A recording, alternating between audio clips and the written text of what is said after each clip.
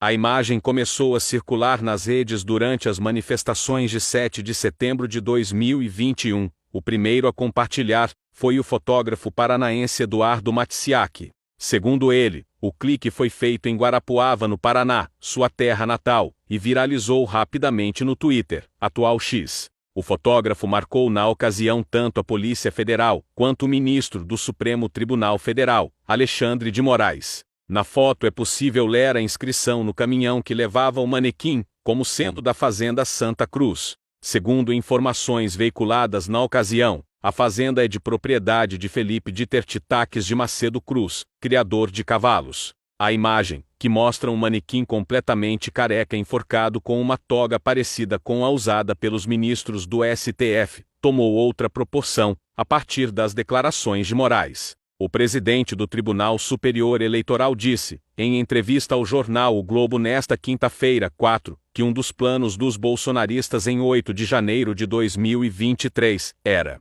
enforcá-lo na Praça dos Três Poderes. O presidente Luiz Inácio Lula da Silva afirmou, em entrevista ao jornal O Globo, que Jair Bolsonaro, o governador do Distrito Federal, Ibanez Rocha, e as polícias federais, do Exército e do DF, fizeram um pacto que permitiu atos violentos de bolsonaristas antes de sua posse em janeiro de 2023. Lula se referiu ao episódio em que bolsonaristas incendiaram ônibus e carros em Brasília em 12 de dezembro de 2022. Tinha havido aquela atuação canalha que envolveu inclusive gente de Brasília, quando tacaram fogo em ônibus no dia em que fui diplomado. Eu estava no hotel assistindo a eles queimando ônibus, carros, e a polícia acompanhando sem fazer nada. Havia na verdade um pacto entre o ex-presidente da República Jair Bolsonaro, o governador de Brasília, Ibanez Rocha, e a polícia, tanto a do Exército quanto a do Distrito Federal. Isso havia, inclusive com policiais federais participando. Ou seja, aquilo não poderia acontecer se o Estado não quisesse que acontecesse, disse Lula na entrevista. O presidente também sugeriu que o então futuro ministro da Defesa, José Múcio, falhou em fornecer informações sobre os riscos de violência bolsonarista antes da Para Jair Bolsonaro, o suicídio de uma jovem representa uma luz no fim do túnel que pode levar ao impeachment do presidente Luiz Inácio Lula da Silva. Em tom festivo, o ex-presidente divulgou em seu canal oficial do WhatsApp, nesta quinta-feira, 4, um texto bizarro assinado por Mônica Cury, líder de um grupo de extrema-direita, em que tenta estabelecer relação entre a morte de Jéssica Vitória Canedo, que cometeu suicídio no fim do ano passado, após ser vítima de fake news, associando seu nome ao do humorista Whindersson Nunes, a agência de assessoria a influenciadores Mind 8, a página Choquei e o governo Lula. A luz no fim do túnel. Meus amigos, 2024 está começando bem para uns, e pessimamente para outros. Entenda como o suicídio de uma menina pode causar o impeachment do Dilma, ou até a cassação da chapa Dilma/Chuchu, diz o início do texto abjeto divulgado por Bolsonaro. O Tribunal Regional Eleitoral do Paraná, encarregado de julgar ações que podem resultar na cassação do mandato do senador Sérgio Moro, enfrentará alterações que impactarão o processo nas próximas semanas. As mudanças na composição do tribunal têm o potencial de influenciar o desfecho político do ex-juiz federal da Lava Jato. No mês passado, o Ministério Público Eleitoral solicitou a cassação de Moro e sua inelegibilidade por 8 anos, alegando abuso de poder econômico nas eleições de 2022. Embora a cassação de Moro seja amplamente considerada certa em Brasília, as incertezas surgem quanto aos juízes que comporão o tribunal. O mandato do juiz Tiago Paiva dos Santos, representante dos advogados, termina em 23 de janeiro. Paiva expressou nos bastidores a intenção de evitar participar do julgamento das ações contra Moro. Após 27 de janeiro, nem Paiva nem os juízes José Rodrigo Sade e Roberto Aurichio Júnior, que poderiam substituí-lo, permanecerão no tribunal.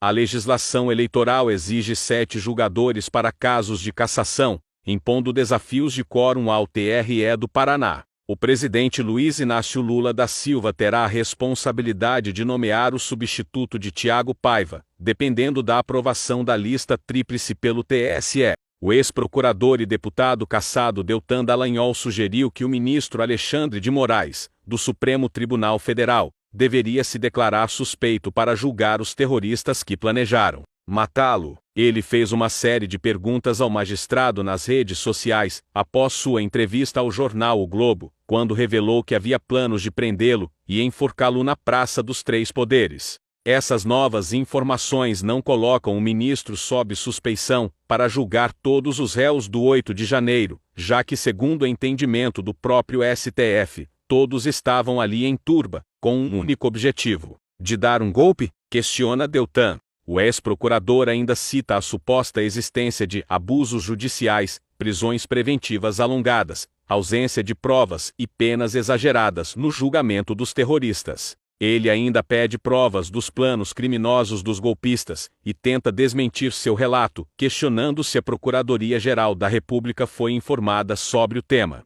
O Conselho Nacional de Justiça arquivou o processo disciplinar contra o juiz Eduardo Apio. O magistrado fechou um acordo com o órgão após assumir que teve uma conduta imprópria no comando da 13ª Vara Federal Criminal de Curitiba. O magistrado também concordou em desistir da 13ª Vara, para onde pretendia retornar, e vai se inscrever voluntariamente em um edital para ser transferido e permanecer na magistratura. O Corregedor Nacional de Justiça Luiz Felipe Salomão foi o responsável por arquivar o processo disciplinar contra Apio. Ele também ordenou que o ministro Dias Toffoli, do Supremo Tribunal Federal, e o Tribunal Regional Federal da 4ª Região, seja notificado sobre a decisão. A Corte e o Tribunal tiveram uma disputa sobre o caso do juiz. Sempre confiei no Conselho Nacional de Justiça, e hoje sou um juiz ficha limpa. Cumpri o meu dever na 13ª Vara Federal de Curitiba, afirmou Apio ao portal UOL. Ele foi afastado do cargo na 13ª Vara de Curitiba, após ser alvo de acusação de um desembargador do TRF-4 próximo ao ex-juiz Sérgio Moro, atualmente senador pelo União Brasil.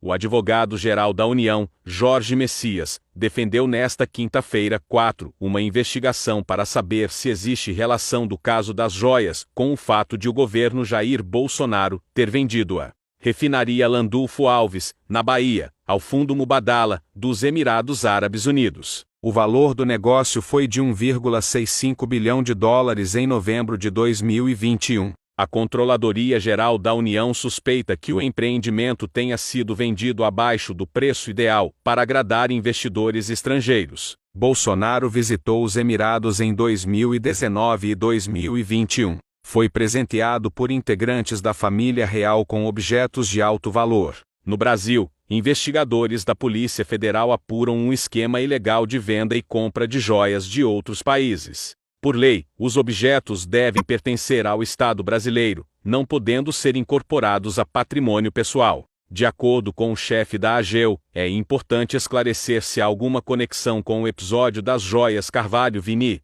já sob investigação pela Polícia Federal. Na liderança da oposição no Senado, fizemos inúmeras denúncias das inconsistências dessa privatização, em claro prejuízo ao patrimônio público e aos consumidores brasileiros.